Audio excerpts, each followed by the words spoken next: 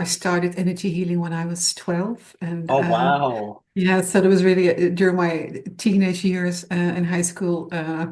My friends used to like that, and it was just very in a playful way. Yeah, And yeah. also astrology, because I was 12 years old when a friend of mine who was much older than I was made my birth chart, or did an analysis of my birth chart, and I was so fascinated about this. And I thought, this is something that I would like to learn. I want to know everything about it. So I started learning astrology, all by myself through reading books at the age of 12. And later on, I did the education, of course, but so it has become like a second language for me. That's how I see it. Astrology is really like a language, a star Mhm. language.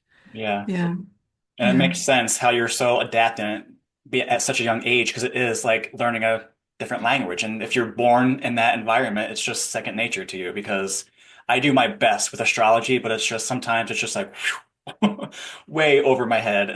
But I have like you and my good friend Sonia Wilder, who's an amazing astrologer. So I'm just like, hey, what does this mean? I, yeah, It's just, exactly.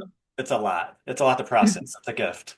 Yeah, it is really something that it takes quite a few years to really learn how to analyze all the symbols and all the constellations. It really takes a few years. You can't learn Mhm. it in a few weeks, or No. it really takes time because you need to practice and you have to make it your own. You have to build Yes. a connection with the energies of the planets, I guess. Right. And actually go Yeah. through the cycle, the linear cycle, I feel like, to actually get the physical reactions and frequencies.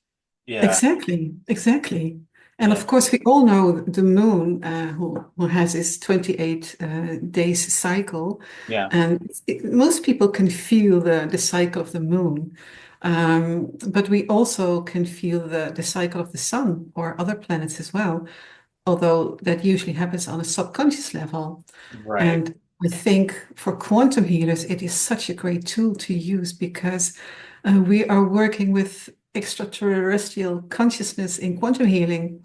So it is actually so close to astrology if you look at astrology from a, well, quantum perspective, I would say. Right.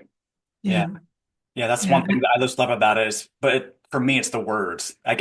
There's so many words and titles, but whenever I do yeah, feel a connection, I'm like, oh, I do know that.